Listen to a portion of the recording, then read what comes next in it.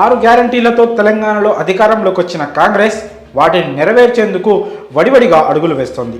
ఇప్పటికే మహాలక్ష్మి పథకంలో భాగంగా తాజాగా మహిళలకు బస్సు ప్రయాణ సౌకర్యాన్ని అందిస్తున్న సంగతి తెలిసిందే. రాజీవ్ ఆరోగ్యశ్రీ పథకం పరిమితిని 10 లక్షలకు పెంచింది. అలాగే 6 గ్యారంటీల అమలుకు సంబంధించి తాజాగా డ్రైవ్ కూడా చేపట్టింది. గత నెల 28 నుంచి జనవరి 6వ తేదీ వరకు అర్హుల నుండి దరఖాస్తులు స్వీకరించిన సంగతి తెలిసిందే.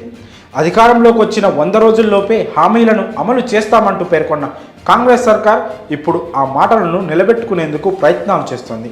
ఈ నేపథ్యంలో మంత్రి కోమటిరెడ్డి గుడ్ న్యూస్ చెప్పారు. త్వరలోనే ఫ్రీ కరెంట్, 500కే గ్యాస్ సిలిండర్ హామీలను అమలు చేస్తామని ప్రకటించారు. 100 రోజుల్లోపే 200 యూనిట్ల వరకు ఫ్రీ కరెంట్, 500 రూపాయలకే గ్యాస్ సిలిండర్ అందిస్తామని చెప్పారు. ముఖ్యమంత్రిగా రేవంత్ రెడ్డి ప్రమాణ స్వీకారం చేసిన 2వ రోజే 30 లక్షల మంది మహిళలకు ఉచిత బస్సు ప్రయాణం అందించారు. రాష్ట్ర అక్కా చెల్లెళ్ళు ఆనందంతో బిడ్డల ఇంటికి, దేవాలయాలకు ఎక్కడికి కావాలంటే అక్కడికి వెళ్ళి వస్తున్నారు. ప్రతిరోజు 10 కోట్ల రూపాయలు భారం పడుతున్నా భారంగా భావించడం లేదు సర్కార్. మా అక్కా చెల్లెమ్మలకు రోజు 200 నుండి 300 మిగులుస్తున్నాం. ఆరోగ్యశ్రీ పరిమితిని పెంచామంటూ వ్యాఖ్యానించారు మంత్రి.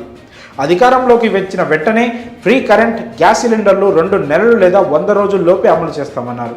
తామిచ్చిన హామీలు 100 రోజుల్లో కాదు, వారం లేదా మరో 2 రోజుల్లోనే అమలు చేసే వాళ్ళం. కానీ గత బీఆర్ఎస్ సర్కార్ చేసిన పనుల వల్ల ఆలస్యమవుతుందని అన్నారు.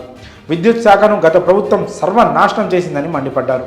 గత ప్రభుత్వం 70,000 కోట్ల నష్టాన్ని చూపించిందని అన్నారు.